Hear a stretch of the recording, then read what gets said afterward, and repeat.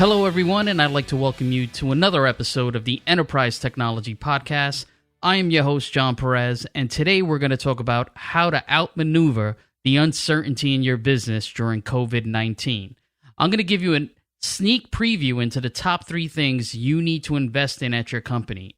Today, we're moving at an unprecedented speed. Companies are being asked to restart their engines, quickly bring customers and national economies back online.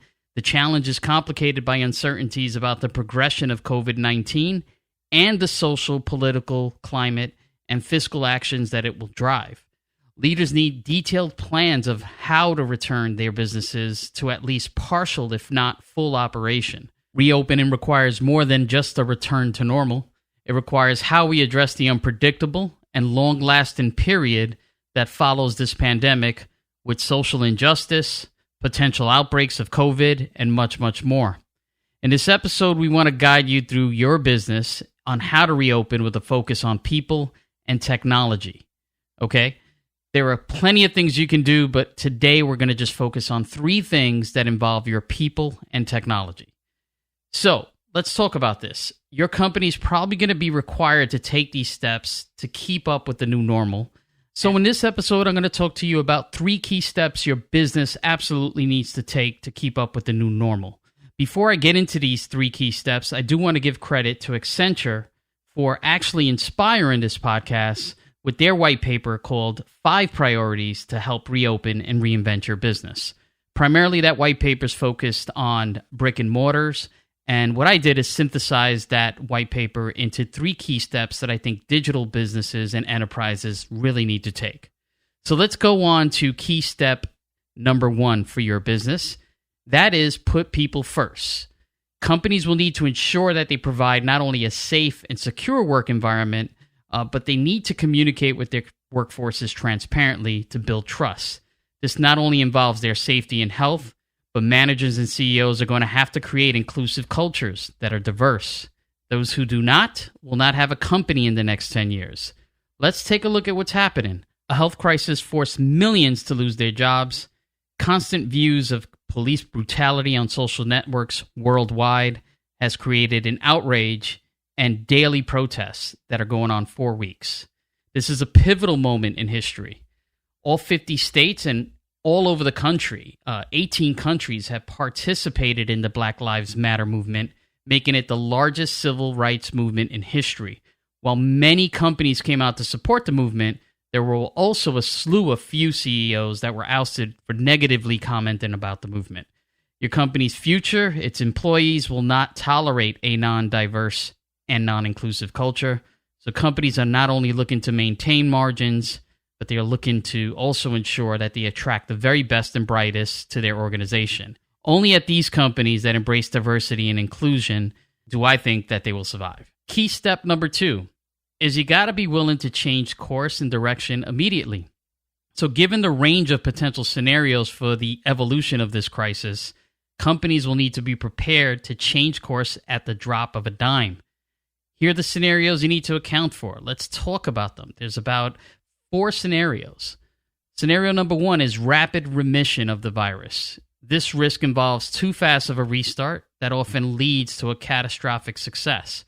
When this happens, everybody's safety is at risk. So if we were to go back into COVID-19 reopening immediately, we then compromise our employees' health and we compromise our customers' health as well. The next scenario is a flattened curve. When your business is slow to return, your customers have time to consider competitors and alternatives. Changes in market share start to happen, and that's kind of what's happening now. If you're in New York and you own a business, the curve is starting to flatten, and we're doing pretty good, but at the end of the day, this may be an opportunity for your customers to think about other alternatives in terms of products or services. So you will see a shift in market share as the curve flattens. The third scenario is cyclical outbreaks, and this potentially can happen, right? We're starting to see that in China. We're starting to see that in other countries and states that started to reopen. In this scenario, it's the most dynamic, and it provides businesses the chaotic environment to manage, as it's hard to retain employees, keep morale high, and planning inventory levels are just hard to maintain. So when you're forced to kind of open up, then shut back down due to health problems, this can be a pretty chaotic situation.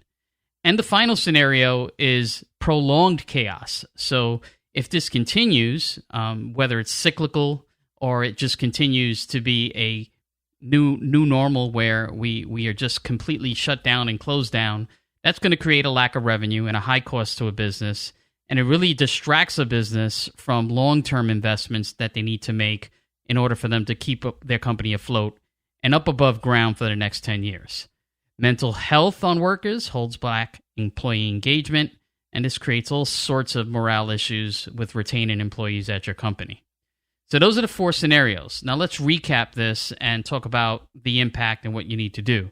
So 9/11 introduced business continuity and disaster recovery plans to many companies. We saw that when the towers went down, and many companies, took days, weeks, if not months, to recover from that.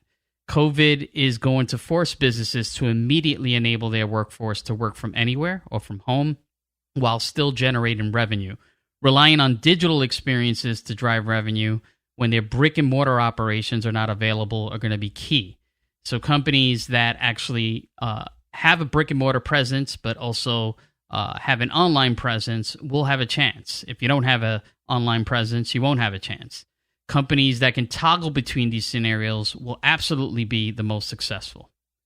So let's talk about key step number 3. And you hear me talking about this all the time on the Enterprise Technology podcast. And it's no surprise that businesses need to commit an investment in technology. So if you have been one of those businesses that have ignored investments in common technology that you need to run a business and maintain inventory levels, you are now at the point where you're going to be forced to actually adopt technology. So learn to stop adopting the common technologies you need to have to support your business. And let's talk about those common technologies. One is a CRM system. If you want to stay in touch with your customers, whether it's in-store or remotely, or your prospects, you're going to have to stay in touch with them using a CRM platform to organize your customers, your prospects, and even your inventory levels. So take that into consideration. A CRM system is going to be critical to marketing, servicing, as well as increasing your sales in your organization. Let's talk about the next most important system. If you're in an enterprise company, an ERP system is going to be critical to maintain your invoicing, your billing, your product inventory levels, your supply chain. If you're in a small business, it's going to be all about your accounting system. You may be using NetSuite. You may be using QuickBooks or Xero. Maintaining inventory levels and understanding your financial system situation is more critical than ever. It's not an option to, put this in a notebook anymore. You're going to have to understand your financial situation. If you want to get any of the PPP loans that are out there given by the government, or any of the loans that came from the stimulus package, you're going to have to show and prove revenue records and revenue loss. You can do that through an ERP or an accounting system, so make the investment in that. Finally, the last 2 involve workplace collaboration. So workplace collaboration tools we're all familiar with, that being Zoom, Skype, Microsoft Teams, Facebook for Workplace. Invest in the digital tools for your employees to stay engaged and to stay on track with communicating with one another. It's going to be critical at a time like this as businesses go back to reopening and then may be forced to kind of go back to a remote workplace culture. So invest in those workplace collaboration tools. It's well worth it. And finally, a marketing automation platform. And while some CRM systems have marketing automation features, and while some business owners do invest in email marketing platforms, marketing automation platforms really automate the marketing for your business. Gone are the days of just sending an email blast every week to promote a product or service in your company. What you want is to have that automated. You want that to happen automatically over the course of several weeks, months, or years. You want it to be conditional, so based on website behavior, based on product behavior or customer behavior, your marketing automation platform can get in front of your customer or prospect, send a text message automatically, send emails automatically to get them to your store, to make a purchase online or in your store. So invest in marketing automation platforms. Listen to our other episodes of the Enterprise Technology Podcast if you want to understand what a marketing automation platform does. So these are the top 3 things to invest in. They're going to help you navigate through this uncertainty in your business. And just to recap them, they are: put people first. That's step number 1. Step number 2 is change course and direction immediately. And finally, commit to an investment in technology. Thank you once again for listening. I am your host, John Perez. And until next week, thank you for tuning in.